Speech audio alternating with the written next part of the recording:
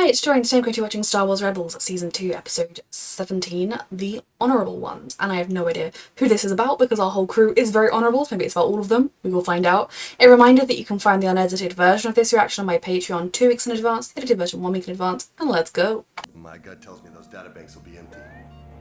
Oh no! This is a trap.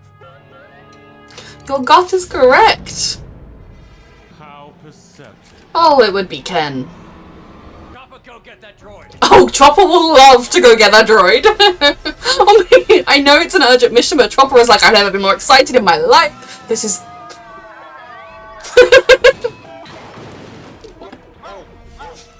I am the greatest.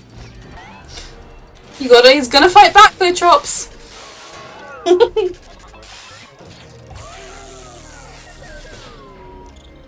Took you long enough. Zeb! We'll meet you at the ship.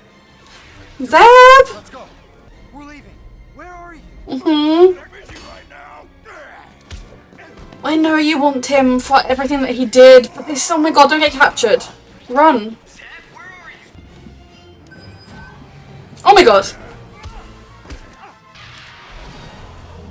We're going on a journey. Gosh. Guys. Yep, that always happens. It's always a fight in a cockpit of some kind, and it always lands on the controls. They're not heading to Geonosis anymore.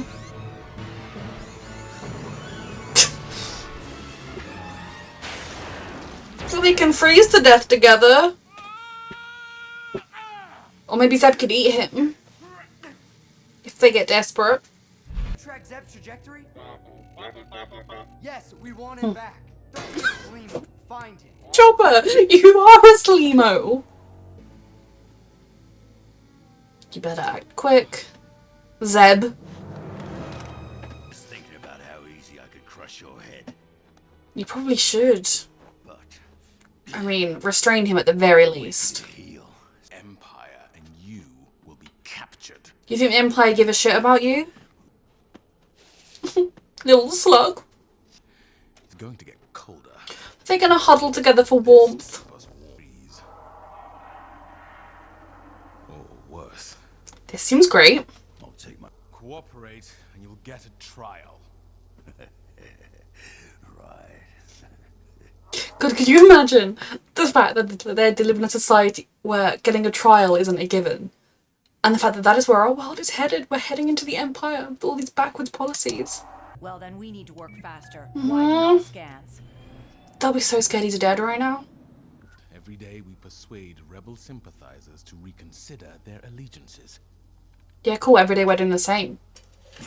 Every day, more beings get fed up with the Empire and join us. Oh no.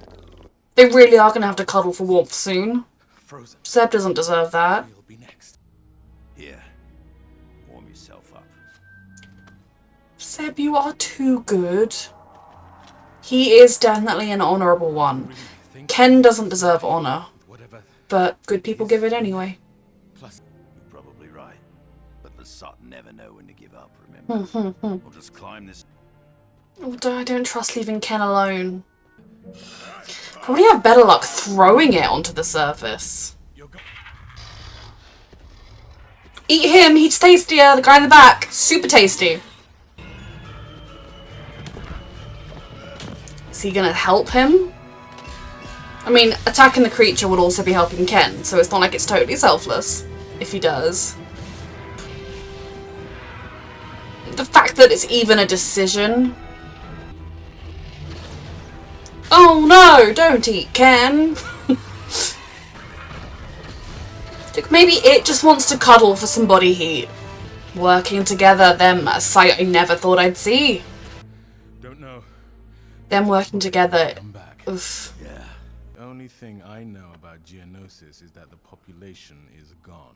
I never asked questions. Yep, Maybe you should. it's nice and easy, isn't it? Or are you afraid of the answers you'll get? If you learn the Geonosis. But you shouldn't have it. It's not a trophy. Hold still. Zeb is too good. Like, this man has been hunting them down for years, slaughtered his home planet, has killed God knows how many other people, and yet he's still helping him. And I know that, like, it's one thing to just not kill him, because you might say it's dishonourable to kill a wounded man, but he's actively helping him. This is such another side to the childlike Zeb we often see. He fought well. Died. These two are actually gonna bond. He gave me the rifle before. I was only doing my duty. It was nothing personal. Sure. The Empire did on the sun. A sad mercenary who worked for Saw Gerrera. I was lucky. Knocked out by the first blast. Like, yes, Two, it is true that a lot of the individual soldiers from the Empire... and then I saw him. You can't judge all the Sots as the same. Does that sentiment apply to Imperials? All the Imperials I know. Yeah. Like, I'm sorry, but the Lasat was not acting under the orders of the Lasat King and Queen. He was being a mercenary. Every Imperial is acting under the orders of the Empire. So yes, those are very different things. I do believe that, especially in the lower ranks, there will be a lot of people who literally just join the Empire because they have no other choice, because it is the only way to get food, or to get money for their family, or because, you know, that's just the local military and it's just a job that gives you a roof over your head. You know, there are lots of reasons people will join the Empire. Every single stormtrooper, foot soldier isn't evil, but the more orders you go along with that are, the more you blacken your own soul, and the higher you go up the ranks, you know what you're doing is wrong. We'll get it when we reach the top. Time to go. Oh my god. Hold it. Pillars will never hold my weight. Never mind yours added on. Never would have thought piggybacking would be the thing. If you're wrong, I'm feeding you to that thing. Fair enough! Ken, what are you doing? He threw everything else up. All he has to do is throw the transponder up, right? One each! What does that even mean? Zeb, you are such a good soul. Look at you trusting your life to Zeb, who is doing everything he can to save it. Would your Imperials do the same? Hold still. Zeb!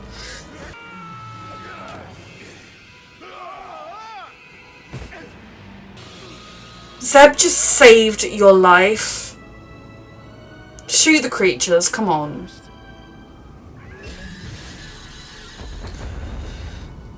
Where do they go from here? Just acting like nothing ever happened? Or will Ken actually start to investigate the Empire?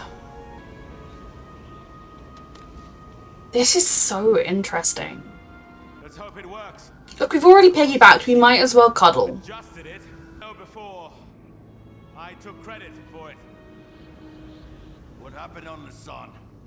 It's over for me. You rebel. Moved on.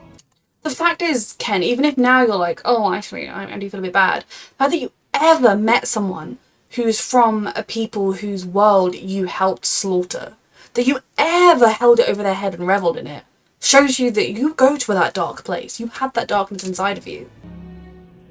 This is so interesting. Psychologically. They survived the night. They definitely cuddled.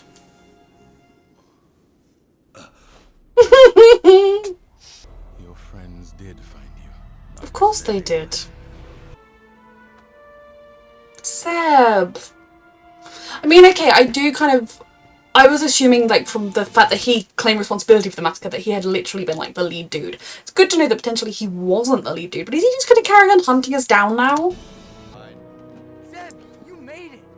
We picked up your beacon. We were so worried. It wasn't so bad. That's a real family that you could be a part of. I mean, not their family, literally them, but, you know, in general. Agent Kallus. Yep. No one gave a shit. Take a look at yourself and your choices. You can begin to repent. Maybe. This was such an interesting episode. Like, I never expected we'd get something like this. It showed a whole other side of Zeb, a much more mature side of Zeb. I feel like often he hides that side of him and he acts like one of the kids. But to see this kind of, the fact that without hesitation, he just acted honourably. Like, he was there with his sworn mortal enemy, and yet the guy was wounded. They'd been fighting. If he had killed him, you wouldn't have been like, that was so dishonourable, because you know what he's been a part of, what he represents. But he didn't. He patched up his wounds, he helped him, he brought him to safety. And ultimately, it awoke in Kallus something else as well. Ken. He's a Ken doll, I'm sorry, but he just looks like a Ken doll, and I will always call him Ken, because I know he'd hate to be called Ken. It's fun. It almost seems like it awoke in him that sense of honour, and it reminded him of where he got his weapon, and the fact that he doesn't have the weapon as like a great trophy to lord it over, that like, I slaughtered these people, haha. It was actually kind of this great honourable exchange that happened. It does make you look at it in a slightly different light, and I am glad that he was kind of like, he's gone from being like, I killed your people, na na na na na, to like, yeah, so actually I was just kind of part of it and I didn't really know what was going to happen, and actually people were quite honourable, and yeah, sorry about that. Kind of like, it's a very different side of him, which again, we haven't really seen him beyond him standing at the prow of a ship looking angry and failing. And I thought it was very interesting, like some of the points that were raised. It was very much a lot of psychological questions that were raised in this episode, you know. But it's one of those things where I mentioned it in the reaction, that when he commented like, oh, you know, that Carabas, like, Carabas, that's the name of their species. Oh my god, what is their species called? My brain, CFS brain fog is the worst.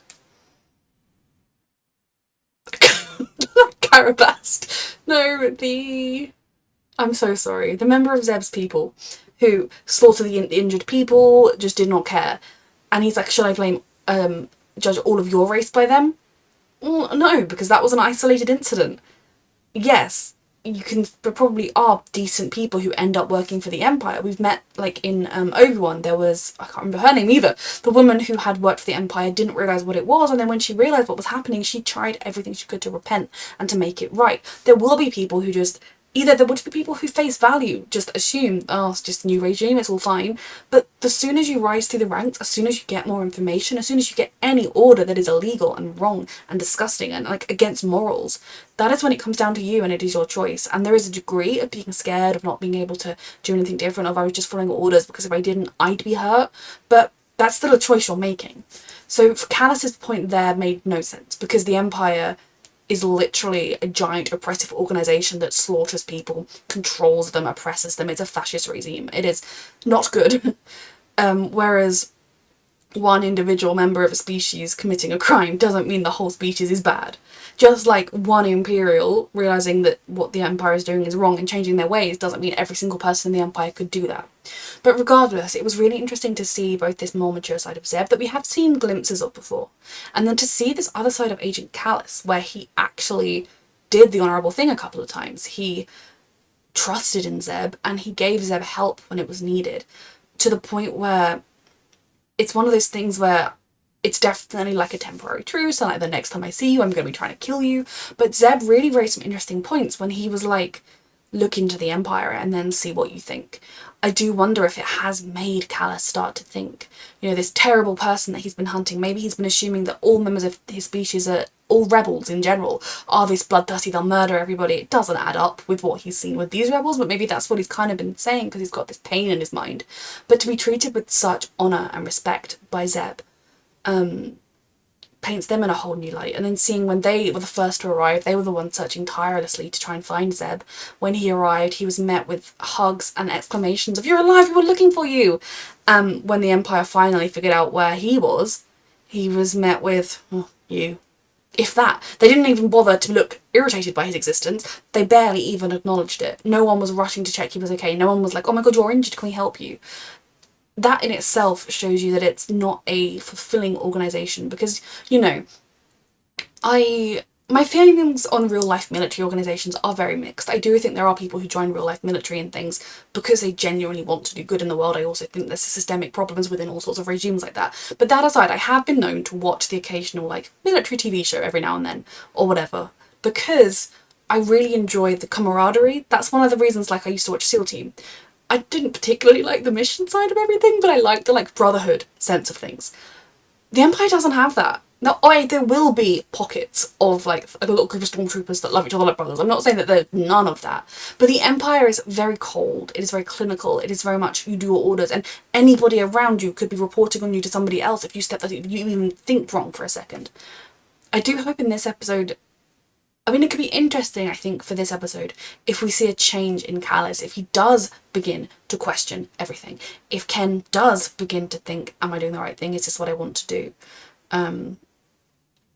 It would be really interesting for his character, not necessarily for him to immediately become a rebel, that would be very unrealistic, but to see him begin to question orders, or to not take things at face value, or to show more mercy or something.